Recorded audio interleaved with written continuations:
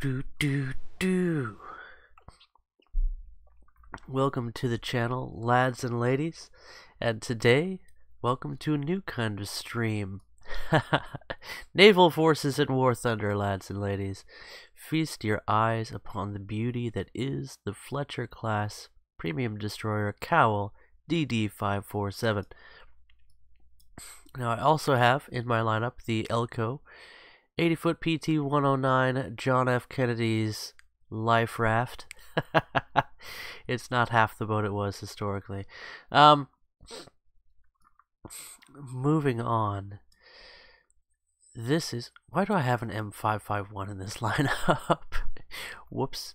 Maybe that's why I couldn't find a match. You know what? Let's throw a P51 in there. Why not? Okay, so this will be a first look at naval forces, and you see I've got a couple of these premiums that I acquired by mowing lawns. And here is the starter boat that everyone can try out, the Higgins 81-foot PT-6. This is the American boat, and I kind of like it. So if we look at the X-ray, you see you've got your bridge modeled with your captain there. It's pretty awesome.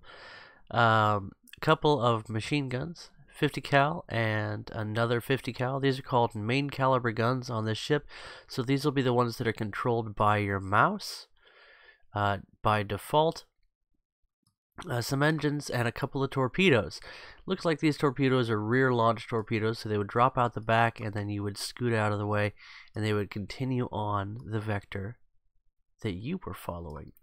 So an interesting boat. By all means. However, I'm going to jump into the Cowl for a test sail to show you guys how the game controls now that we're in beta.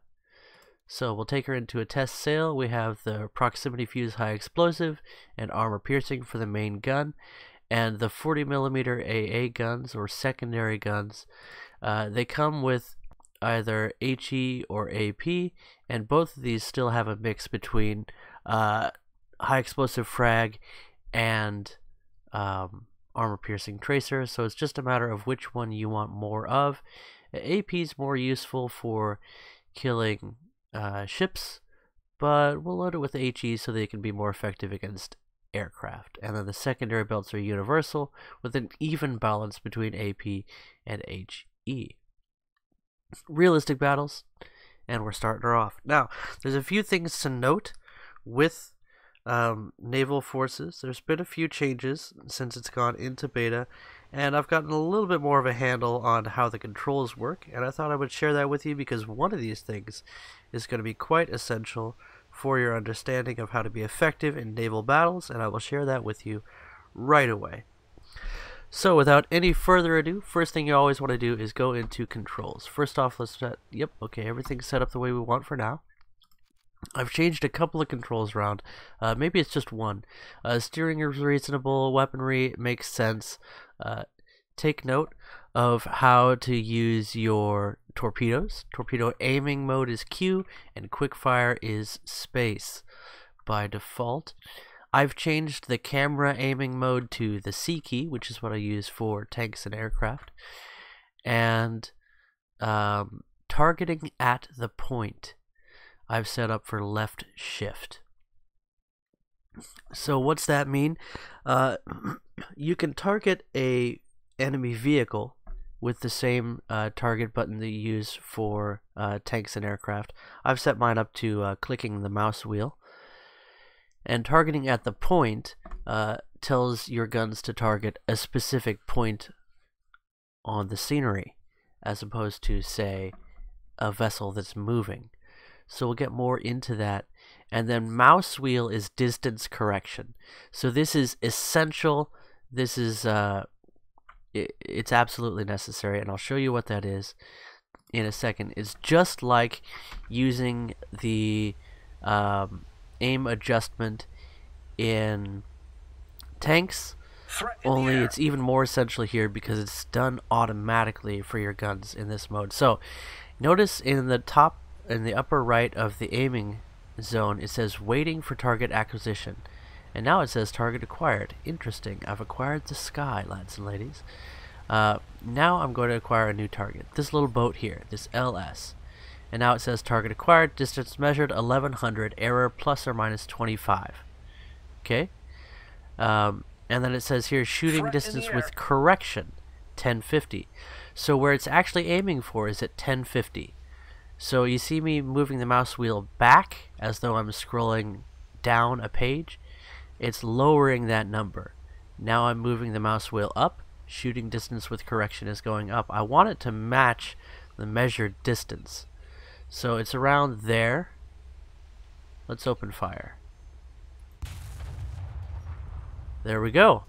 A direct hit. A powerful hit. Another powerful hit. We're hitting, lads and ladies. This is great. What a lovely experience. And notice the proximity fuse is not set off by the enemy boat. That's a change that's been implemented over the course of alpha testing. Let's take a target at longer range. Now, at longer ranges, your rounds are going to disappear a bit more. So here again, we've clicked on him with the mouse wheel. Target acquired. Distance measured 2925 plus or minus 25 yards or meters, let's say. A shooting distance 2920. So we're aiming a bit low. Let's aim a little bit high, 2930. That way we may go into the superstructure if we miss. First volley, a direct hit with at least one round. Looks like a couple, one or two splashed. Another volley, looks like most of those splashed. Let's up our range a bit. Now this is not a moving target, and neither are we moving, so that makes aiming a little bit easier. One compartment is down, so let's aim for the next compartment. And again, we're using high explosive here, which does more damage to the outside or the compartment and spreads out that damage quite a bit, but doesn't penetrate to damage internal modules quite so much. So strategy for which type of ammunition to use is going to vary based upon the thickness of enemy armor and the composition of their ship, as well as your goal. Do you want to destroy internal modules, or do you want to do more splash damage? And there we've destroyed him. It says crew knocked out. We've taken down that ship. You see, we just recently switched to AP. Now there's a new target. Target acquired, updating distance 4875 plus or minus 75. And we've set our distance to be a little bit lower on the guns, 4870. Let's keep it there and see what happens. We fire our first volley. They're not moving, we're not moving. This is all just a simple test. And we've hit the main caliber turret. Let's go a bit lower and fire. And here we're only using mouse wheel and we're keeping the reticle directly on the target. Threat in the air. We've gone past him. Let's try again. It is going to be a bit of a spread at almost 5 kilometers away. One more volley and we're still past him, so let's choke down on the distance. And again, we're only using mouse wheel to adjust distance. And look at that, a direct hit into the ammo compartment right in the citadel. One more hit like that should take him down. And we're opening fire. Fire at will, lads.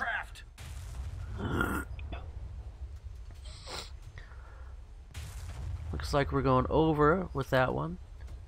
And some good hits on that one as well. Another one into the ammo compartment. Looks like the citadel's a bit tougher than it used to be in the alpha.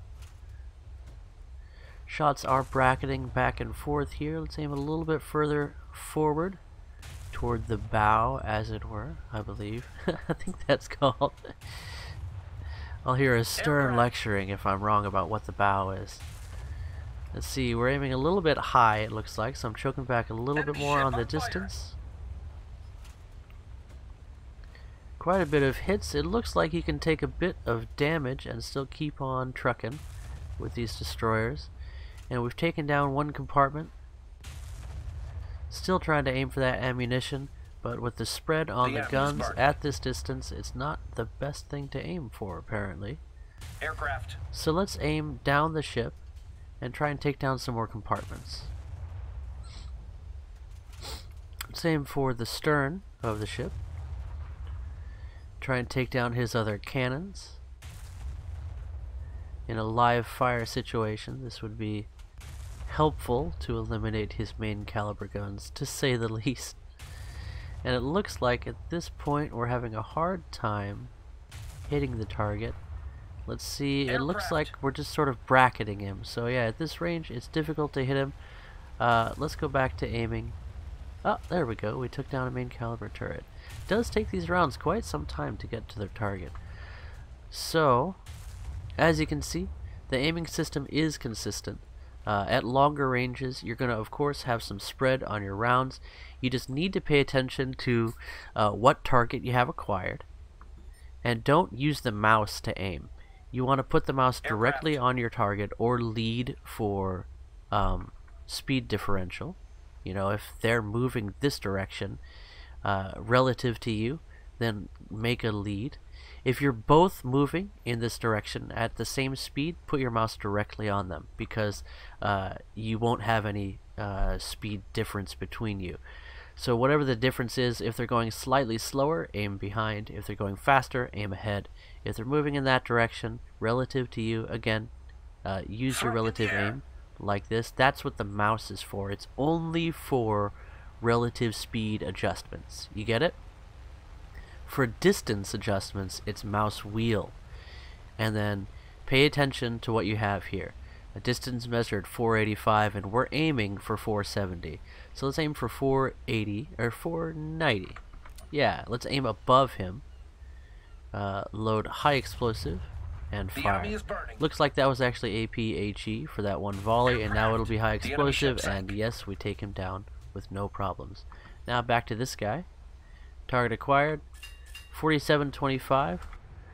Let's turn some speed on so we can get a speed differential between the two of us, and I'll show you how to adjust for a speed differential. Now, we do have an island in our way, so we're gonna have to aim for a diagonal course to him, which would be a good use of our armor, giving us an angle and still allowing us to bring most of our weapons to bear. Let's see, we'll have to get him over to that side a bit, but we'll have to wait for the island to be out of our way. Don't want to beach ourselves, lads. Actually, let's move over to the other side. That's what we'll do. So we'll head off in this direction, and we'll see what we can accomplish. Now, I do hear the tank baby waking up from her milk nap, so I'm going to have to cut this live short. But hopefully showing you how to aim has been helpful for you. It's going to be essential in these coming battles. And the aiming system in Naval looks like it is polished and working well. It's just different than what you experience in tank battles. So you need to be aware of that. You have to pay attention to these numbers. Distance measured, 4125. Shooting distance with correction, 4720. We're aiming to shoot way past him. So let's scale that down with the mouse wheel. And it says distance measured 3975. Okay.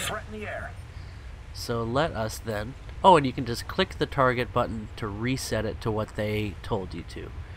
And we're firing high explosive. We'll aim ahead of him because we're going to be moving behind. Let's watch where their shots go. It looks like they've disappeared from existence. Lovely. I've noticed that about the high explosive. I don't see a splash when they hit the water. So we're going to open fire and hope for the best. Let's actually switch to AP so we can see if they impact. Oh. Okay, can we see the splashes for our AP? Yes, we can, and we were aiming perfectly. As you see, we're aiming just a bit ahead of him because we're moving toward his stern, and we're getting some nice hits in the central portion of his craft. Very nice. So at these ranges, I would recommend using AP against light targets such as the destroyer because they have enough armor to trigger your fuse. You only need 10 millimeters of armor to trigger your fuse with these AP rounds. And it's doing significant damage, and you can see the splashes. Now, maybe they'll update it to where you can see the splashes at long range for high explosive radar fuse rounds. But for now, it's much more difficult to aim the AG rounds because they don't splash when they hit the water, so you can't tell where they're actually hitting at long ranges. Does that make sense? Now look, if we aim directly on him when we're moving relatively toward his stern, this next volley of shots is just about to land, is going to land behind him, because even though he's not moving, we're moving, and our angular momentum is transferred to our rounds as we move in our craft. So if you're moving toward the enemy in a crossing their T sort of manner, then you will want to aim below where they are or short of where they are, because your angular momentum will